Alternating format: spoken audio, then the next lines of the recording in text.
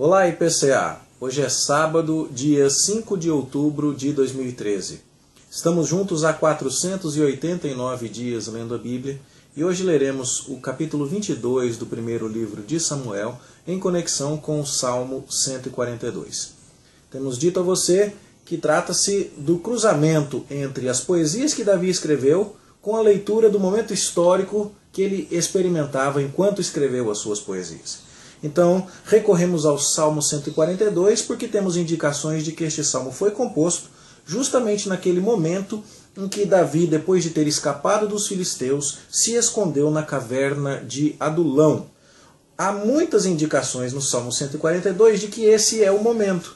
Não apenas o título que diz que ele é uma oração que Davi fez quando estava na caverna, mas também o próprio contexto que o Salmo nos descreve.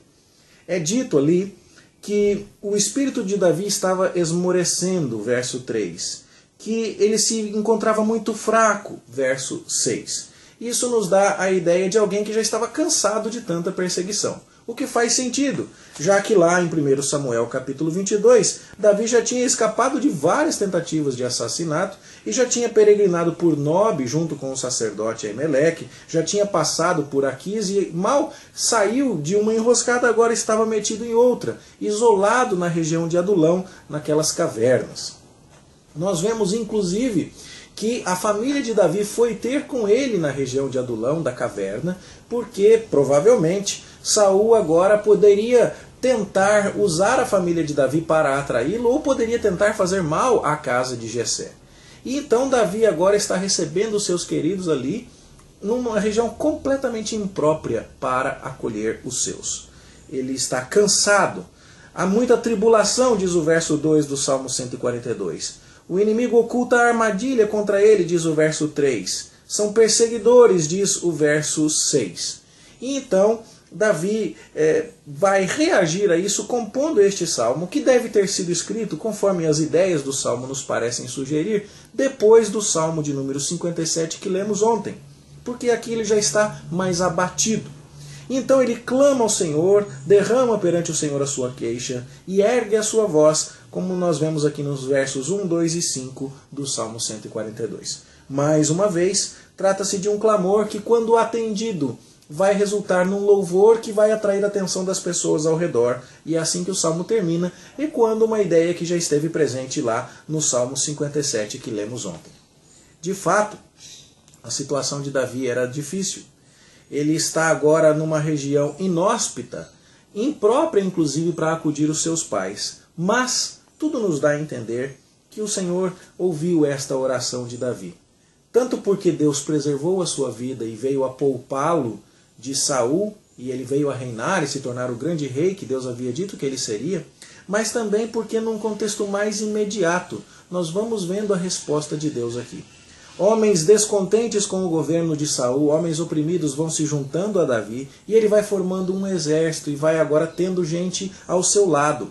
Já são 400 homens, diz o verso 2 de 1 Samuel 22.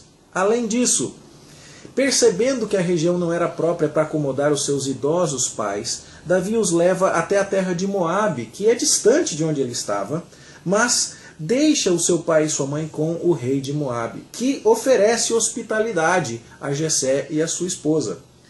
Possivelmente porque a atitude do rei fosse receptiva para com estrangeiros que estivessem em aperto fugindo do rei israelita, mas também porque corria sangue moabita na veia de Jessé. Você vai se lembrar comigo que ele era bisneto de Ruth, a moabita. Então, essa atitude foi bastante positiva da parte do rei de Moabe e nos mostra a oração de Davi sendo atendida. Não há onde se refugiar? Bom, há sim. Nenhum lugar de refúgio, diz o Salmo 42, verso 4, pois Davi encontra refúgio na terra de Moabe para a sua família. E ele então mostra ao rei, quando pede que abrigue os seus pais, que ele pede ao rei que receba o Jessé com sua esposa, até que Davi possa saber o que Deus vai fazer dele. Note que a atitude de Davi é de total entrega nas mãos do Senhor e de total consciência que a sua vida está nas mãos do Senhor. Bom, os pais de Davi ficam ali com Moabe durante todo o tempo em que Davi esteve neste lugar seguro, referindo-se a este refúgio na região de Adulão, das cavernas, onde dificilmente ele seria encontrado, e por causa da própria geografia do lugar, ele facilmente se esconderia de Saul. Porém, a resposta de Deus vai um pouco além. Não é só o fato de que Davi está recebendo pessoas que se juntam a ele, que Davi está encontrando o apoio do rei de Moabe para esconder a sua família, mas o próprio Deus vem até Davi, na pessoa do profeta Gade, que vem até ele para lhe dizer: não fique neste lugar seguro. Neste lugar seguro é na caverna de Adulão.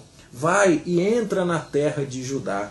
É uma orientação específica de Deus que responde então à oração de Davi com esta instrução. E Davi obedece ao profeta. Davi faz exatamente aquilo que o profeta mandou e vai e se esconde agora no bosque de Herete. Isso então significa que nós deveríamos ler o Salmo 142 como uma súplica de alguém que já estava extremamente enfraquecido, mas que, nestas circunstâncias extremas, exercitou a sua confiança em Deus. E quando lemos a sequência da história, lá em 1 Samuel 22, vemos que de fato Deus cumpriu todas as suas palavras, protegeu o seu escolhido e deu a ele 400 companheiros, apoio e acolhida do rei de Moabe e instrução através do profeta Gade. Isso não quer dizer que a vida ficou fácil dali para frente. Logo no verso 6 de 1 Samuel 22, já estamos lendo que Saul ouve notícias e volta a perseguir Davi. Mas isso significa, sim, que Deus respondeu às orações tanto a longo prazo quanto a curto prazo. Protegeu Davi e mais tarde, anos mais tarde, ele vai reinar. Mas naquele contexto específico, quando parecia que não havia ninguém, nenhum lugar onde se refugiar ou ninguém que o reconhecesse, Davi encontrou o favor do rei Moabita, encontrou o apoio e a direção de Deus vindas através do profeta Gade. Que alegria sabermos! Deus responde às nossas orações.